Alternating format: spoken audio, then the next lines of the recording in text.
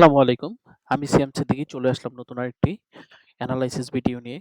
আজকের ভিডিওর আলোচ্য বিষয় হবে, আমার কাছে যদি ৳১০,০০,০০০ থাকে তাহলে কোন বিষয়টি করা আমার জন্য লাভজনক? ব্যাংকে এফডিআর করা নাকি ইভিএল এর মতো ভালো ডিভিডেন্ড দেয়া শেয়ারে বিনিয়োগ করা? আসলে অনেকেই মনে করেন যে এফডিআরই হচ্ছে সবচেয়ে নিরাপদ। আবার কেউ বলেন ভালো কোম্পানির শেয়ারে ডিভিডেন্ডের পাশাপাশি শেয়ারের দাম বাড়ে, যার ফলে ক্যাপিটাল গেইন করার একটা সুযোগ থাকে। তাহলে কোনটিতে আসলে বেশি লাভ? আজ আমরা বাস্তব হিসাব করে দেখব এফডিআর বনাম ইবিএল ডিভিডেন্ড ইনকাম। ভিডিও শেষে আপনি নিজেই সিদ্ধান্ত নিতে পারবেন আসলে কোনটি আপনার জন্য লাভজনক। চলুন তাহলে কথা না বাড়িয়ে আমরা আমাদের মূল পয়েন্টে চলে আসি। এখানে আমাদের একটা কনসিডারেশন হচ্ছে যে আমি ইনভেস্টমেন্টটা করেছি 2020 সালে। আর শেয়ারটা ক্রয় করি জানুয়ারির 1 তারিখে। তখন পার শেয়ার প্রাইস ছিল ৳৩২। আমার ইনিশিয়াল ইনভেস্টমেন্ট ৳১০,০০,০০০। ৳১০,০০,০০০ ৳৩২ হিসাবে আমার ৩১,২৫০ টা শেয়ার অধীনে আসে। ২০২০ সালের ক্যাশ এবং স্টক ডিভিডেন্ড বাবদ ইবিএল ১৭.৫% করে প্রোভাইড করে। সেই হিসাবে আমার ৩১,২৫০ টির এগেইনস্টে ৳৫৪,৬৮৮ ক্যাশ ডিভিডেন্ড বাবদ পাই, আর স্টক ডিভিডেন্ড বাবদ পাই ৫,৪৬৯ টি।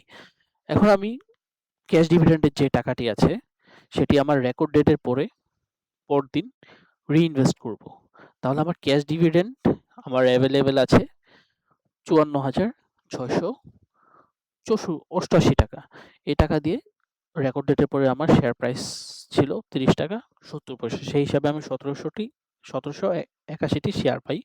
বছর শেষে আমার টোটাল শেয়ার সংখ্যা দাঁড়ায় ৩৮,৫০০টি। তদ্রূপ এমন করে ২৫ সাল শেষে আমার শেয়ার সংখ্যা দাঁড়ায় ৮৭,৬৪৪টি। গতকালকের মার্কেট প্রাইস হিসাবে ৳২৪.৬০ ছিল। সেই হিসাবে আমার ৮৭,৬৪৪টি শেয়ার সংখ্যার বাজার মূল্য দাঁড়ায় ৳২১,৫৬,৫১,০৫১, যা আমার ইনিশিয়াল ইনভেস্টমেন্টের 2.16 টাইমস, যা আমার ৬ বছরে আমার রিটার্নের ২ গুণের বেশি। এবার আমরা আসি এফডিআর এ যদি আমি এই ৳১০,০০,০০০ বিনিয়োগ করতাম তাহলে কত হতো? ইভিএল এর ওয়েবসাইট থেকে আমি যেটা পেয়েছি সেটা হচ্ছে লেস দেন 10 লাখ। ৩ বছর মেয়াদে 7.25% হচ্ছে ইন্টারেস্ট রেট।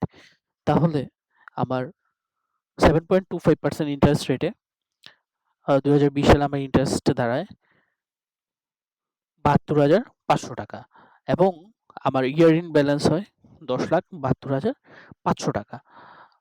তদ্রূপ সিমিলারলি আমার ২৫ সাল শেষে আমার ব্যালেন্স দাঁড়ায় ৳১৫,২১,৮৯১। এখানে আমি ধরে নিয়েছি যে আগের বছরে যে ইন্টারেস্টটা পাবো এটা পরের বছর আমি রিইনভেস্ট করতেছি সেই হিসাবে। তাহলে আমার টোটাল ৬ বছর শেষে ১৫,২১,৮৯১ ইয়ার এন্ড ক্লোজিং ব্যালেন্স দাঁড়ায়, যেটার আমার ডিভিডেন্ড ইনকামের সাথে আমার এফডিআর এর ক্লোজিং ব্যালেন্সের ডিফারেন্স প্রায় ৳৬,৩৪,১৬০।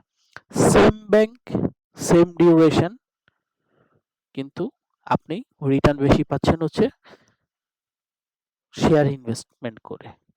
তাহলে এখন আর বোঝার আসলে বাকি নেই যে কোনটি আপনার জন্য লাভজনক। আপনি কি এফডিআর এ যাবেন নাকি সেম ব্যাংকে আসলে বিনিয়োগ করবেন? সেম ব্যাংকে শেয়ারে বিনিয়োগ করবেন। শেয়ারে বিনিয়োগ অবশ্যই ঝুঁকিপূর্ণ, মনে রাখবেন। তাই কোনো শেয়ারে বিনিয়োগের আগে অবশ্যই নিজের গবেষণা এবং একজন নিবন্ধিত বিনিয়োগের পরামর্শকের সঙ্গে আলোচনা করুন। আর ভিডিওটি যদি আপনার ভালো লেগে থাকে তাহলে অবশ্যই একটি লাইক, চ্যানেলটি সাবস্ক্রাইব করুন। আমরা নিয়মিত বাংলাদেশের শেয়ার বাজার fundamental analysis, dividend, long term investing এবং ভ্যালু ইনভেস্টিং নিয়ে ভিডিও প্রকাশ করে থাকি। আজকের ভিডিও এখানেই শেষ। সবাই ভালো থাকবেন, সুস্থ থাকবেন। আল্লাহ হাফেজ। আসসালামু আলাইকুম।